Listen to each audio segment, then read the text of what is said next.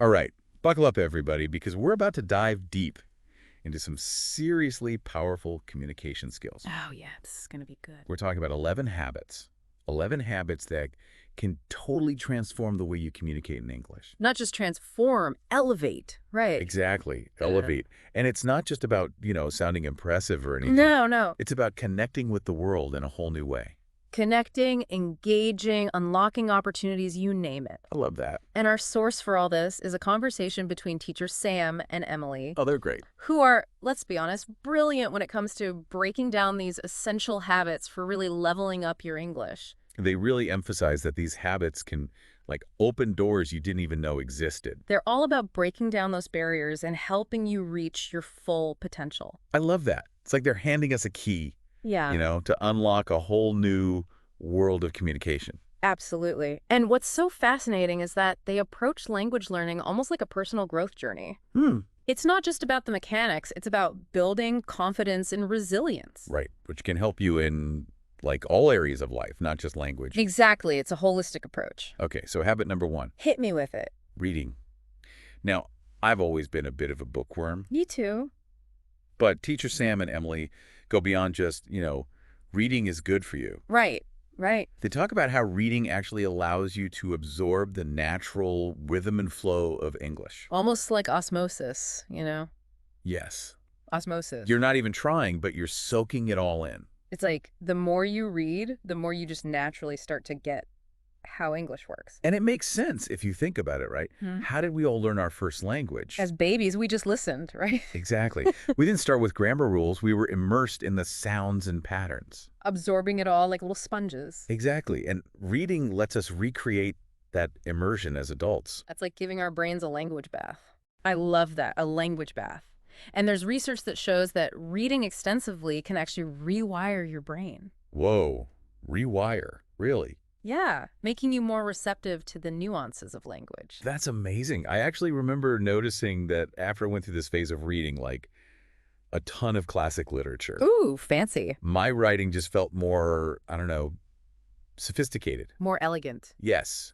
Like I'd absorbed the elegance of those authors without even realizing it. Exactly, you were soaking it all up, like we were saying, through osmosis. So it's not just about vocabulary, it's about absorbing the style, the flow. It's about developing an ear for the language, an intuition. And the beauty of reading is it exposes you to so many different types of writing. Oh, absolutely. Different vocabulary, sentence structure, styles. It's like a buffet for your brain. You get to sample everything. Okay, so we've fed our brains with reading. Now it's time to... Work it out. Yes. Habit number 2 is speaking out loud. Let's hear it. And okay, I'll admit, I sometimes feel a little silly talking to myself. Oh, I do it all the time. Do you really? Yeah, but apparently it's like, hitting the gym for your tongue. A workout for your vocal cords. Think about it. When you lift weights, you're strengthening those muscles, right? Right. Speaking out loud does the same thing for your mouth and tongue. So I should think of it less like talking to myself and more like giving a speech. Exactly. Train them to produce the sounds of English clearly and smoothly. So maybe instead of feeling self-conscious, I should embrace my inner Shakespearean actor and just declaim to the empty room. Well, there are less dramatic ways to go about it. Oh, good. Like language learning apps have those speaking exercises, or you can even record yourself reading aloud. And then listen back. Exactly. Identify areas you can tweak. Like having a personal pronunciation coach. Right in your pocket. I like that. Okay, now habit number 3 is all about active listening. Ah, yes. Listening, the unsung hero of language learning. It's more than just hearing words go by, right? Way more. It's engaging all your senses. Oh, Picking up on the tone, the inflection, even body language. it's like reading between the lines. Exactly. Because sometimes what's not said is just as important as what IS said. I remember when I was first learning English, I was completely lost in conversations about, British humor. Oh, British humor, that can be tricky. Until I realized that sarcasm was their secret weapon. It's all in the delivery. It was like a code I had to crack. And once you do, it opens up a whole new world of understanding. Now think about those fast-paced conversations in movies. Oh, yeah. You need active listening to keep up. With the jokes, the cultural references, the slang, all of it. It's like trying to decipher a secret message. But when you get it, it's so satisfying. Okay, so how can we train ourselves to be better listeners? Besides just watching more British comedies. Well, one technique teacher Sam and Emily recommend is called shadowing. Shadowing. What's that? You listen to a native speaker and try to mimic them, their pronunciation, rhythm, intonation. Oh, like you're their shadow. Exactly. It helps internalize the music of the language. That's a cool idea. It might feel awkward at first, I bet. but it's so effective. I'm going to try that. Do it. Right. Now, I love a good book, but there's no replacement for real-life conversation. Absolutely. Habit number 4. Bring it on. Engaging in real conversations. There's just no substitute for that real-world practice. What do you think about that? I think it's where the magic happens.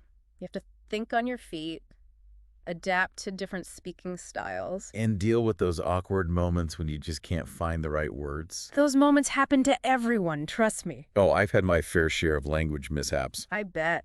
Tell me about it. Like that time I tried to order a cappuccino in Italy and just completely blanked on the word cappuccino. Oh no. What did you do? I pointed at the espresso machine and made these, desperate coffee drinking gestures. I can picture it. The barista just smiled and said, cappuccino, in perfect English. That's hilarious. We both burst out laughing, and I got my coffee. See, even with mistakes, communication prevails. And sometimes a little laughter can break the ice. Exactly. It helps build rapport and boost your confidence. Speaking of breaking things down, habit number 5 is about expanding your vocabulary. Ah, yes, the spice rack of language. Teachers Sam and Emily use this great analogy. They say adding new words to your repertoire is like adding spices to your communication. It creates more flavor, more precision. Love that. So how do we go about stocking up our linguistic spice racks? Challenge time. Every day, choose one new word you come across. Okay, from reading or Reading, listening, conversation, anywhere. write it down. Write it down, look it up, say it out loud, and then try to use it in a sentence that day. Oh, I like that. A daily word treasure hunt. Exactly. It makes it more fun. And to really make it stick, Hmm. maybe write a short paragraph using that word in different ways. Now you're talking. The more you actively use it, the more it becomes part of your vocabulary. Okay, I'm all in on this word challenge. Now, habit number 6 is one I'm particularly fond of. Ooh, let's hear it. Journaling in English. Ah, the language playground. Exactly. It's a safe space to experiment with language, where there's no pressure to be perfect. You can play with new words, try out different grammar structures, just let your thoughts flow. It's like my personal language laboratory. And it's not just good for language skills, but also cognitive function and emotional well-being, Really. So it's good for the mind, body, and vocabulary. A triple win. I always tell people to think of their journal as a judgment-free zone.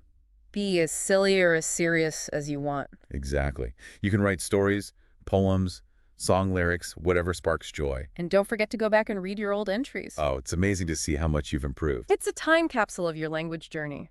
Okay, speaking of journeys, habit number 7 tackles a topic that some people might dread. The dreaded G word. Grammar.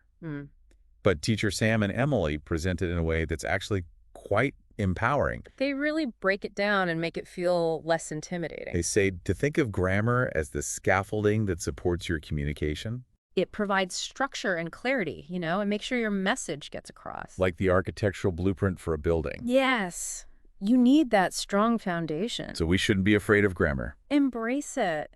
It's your friend. And we don't have to become grammar experts overnight. No, no, no. Teacher Sam and Emily suggest focusing on one grammar point at a time. Master it through practice and then move on to the next. That feels much more manageable. Right. And there's so many great resources out there now. Apps, websites, online tutors, It's all about finding what works for you. making it fun and engaging. Exactly. Okay, habit number 8 is all about getting feedback from native speakers, Ah, yes, the power of external perspective. which can be nerve-wracking, but so valuable. It's like having a personal editor for your language.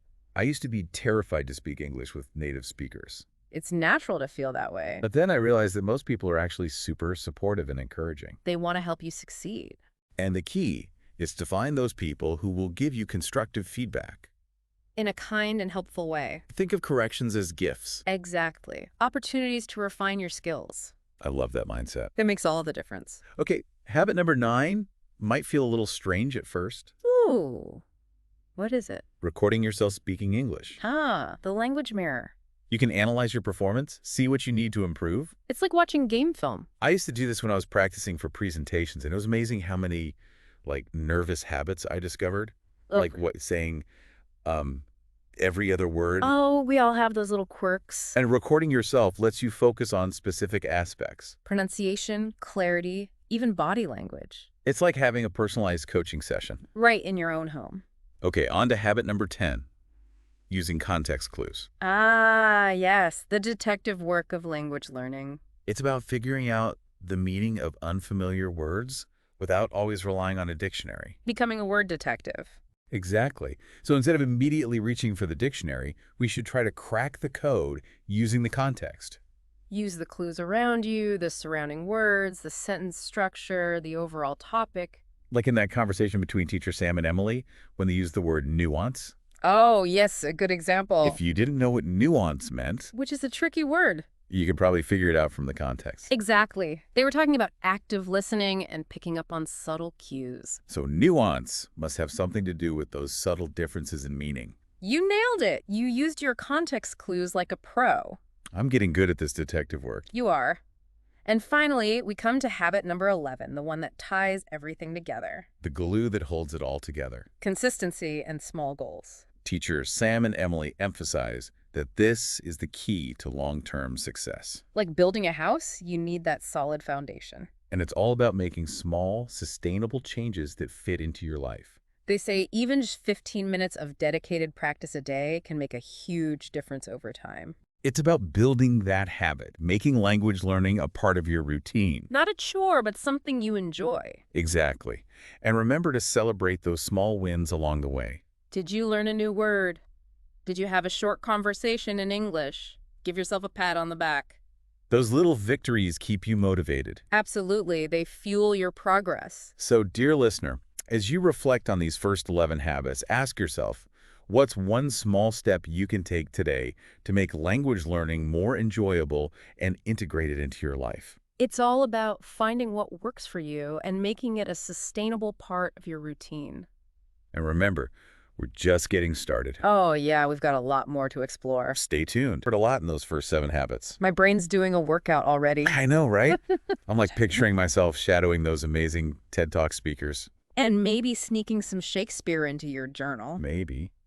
But it's exciting. It's like we're uncovering all these hidden superpowers within ourselves. Right. And the best part is, Teacher Sam and Emily don't just stop at the how-to. Oh, they go deeper. They actually reveal all the amazing benefits that come with these habits, It's like a treasure map. leading to a whole new world of possibilities. Okay, so benefit number 1, Hit me. increased confidence. Makes sense, right? The better you are at something, the more confident you feel. Yeah, the more comfortable you are with English, the less you'll worry about using it. Exactly. But it goes even deeper than that. Oh, how so? As your fluency grows, so does your self-assurance. Interesting. You start to see yourself as someone who can connect with people from all over the world, express yourself clearly. And that confidence spills over into other areas of your life. It's like a chain reaction of positivity. You believe in yourself more, you take more risks, you open up to new experiences. Exactly. You start living a richer, more fulfilling life. Okay, that's awesome. Benefit number 2, Let's hear it. professional growth. Ah, yes. In today's world, English communication skills are essential, wouldn't you say? Absolutely. Huh. I can't even imagine trying to navigate the modern workplace without them. Whether you're working with international teams, presenting your ideas, or just writing emails. English is the key. And it's not just about getting your foot in the door. Strong communication skills can really help you advance your career. They can make you a better leader, more persuasive negotiator, a more valuable asset overall. It's like investing in a skill that pays off big time. Okay, benefit number 3 takes a slightly different approach. What's that? Personal development. This one is close to my heart. Oh, tell me more. Learning a language, especially as an adult, it really pushes you out of your comfort zone. Forces you to think in new ways. And build resilience, because you will face setbacks. You make mistakes, you hit roadblocks, but you keep going. And in that process, you learn so much about yourself. Your strengths, your weaknesses, what you're capable of. It's about developing that growth mindset. That belief that you can always keep learning and growing. And that mindset is invaluable, not just for language, but for anything you want to achieve in life. Okay, I'm loving this. Right. And finally, benefit number 4. Drum roll, please.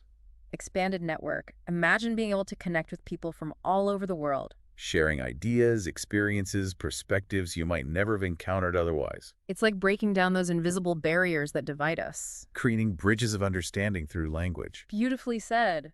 And those connections can open up so many doors. Collaborations, travel opportunities, new friendships. It's truly enriching. So there you have it, folks. Increased confidence, professional growth, personal development, and an expanded network. All thanks to these powerful habits. It's pretty amazing what these seemingly simple practices can unlock. And the best part is, it's never too late to start. Exactly. Whether you're just beginning or you've been learning for years. There's always room to grow and improve. And every step you take, no matter how small, brings you closer to those benefits. Now, Teacher Sam and Emily also highlight something really important. What's that? It's about finding your own unique path to fluency. Oh, that makes sense. We're not all the same. Exactly. We learn in different ways. We have different goals.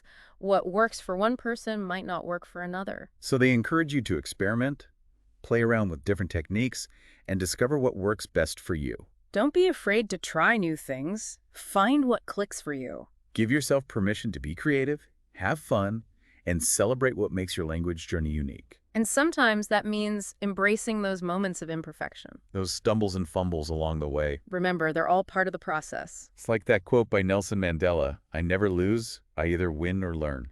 It's a powerful shift in perspective, seeing those so-called mistakes as opportunities to grow. And language learning is not a straight line. It's a journey with twists and turns. Ups and downs, unexpected detours. It's like navigating a winding road through a beautiful landscape. You might hit a few bumps, but the scenery is breathtaking and the destination is worth it. Oh, love that analogy. It highlights the importance of patience and persistence. Trusting the process, embracing the challenges, and enjoying the ride. Now, speaking of challenges, one thing Teacher Sam and Emily stress is the importance of finding the right resources and support. Because you don't have to go it alone. Right. Exactly. It's like having a map and compass when you're exploring new territory. And thankfully, there are so many amazing resources available. Language learning apps, online courses, exchange programs, even local meetups and workshops. It's like having a whole toolbox of tools at your disposal. And don't forget the most important resource of all, yourself. Our dedication, our curiosity, our willingness to put in the effort. Those are the key ingredients. Taking ownership of your language learning journey. Creating an environment that supports your growth. And remember, you're not alone on this journey. There's a whole community of language learners out there ready to support and encourage you. It's like we're all in this together. Cheering each other on, celebrating each other's successes. Now, as we wrap up this part, I want to leave you with a question to ponder. Oh, I love a good question. Imagine you've achieved fluency in English. Close your eyes and picture it. What doors do you see opening?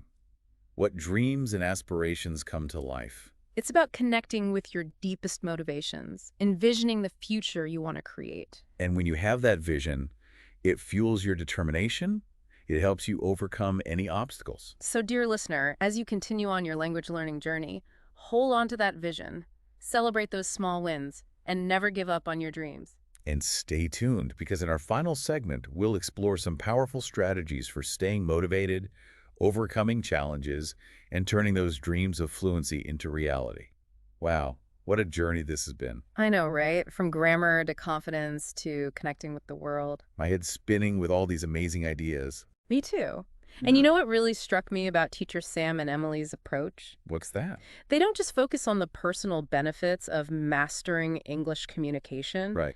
They really emphasize the positive impact you can have on the world around us. That's so true. They argue that as our communication skills grow, so does our capacity for empathy. For It's a understanding, big collaboration. we can connect with people from different cultures, break down those barriers. Share ideas, work together to solve problems. It's like we're unlocking the power of language to create a more connected and compassionate world. And that's what makes this journey so incredibly meaningful. It's not just about acquiring a skill, it's about using that skill to make a difference. To contribute our unique voices and perspectives to the global conversation.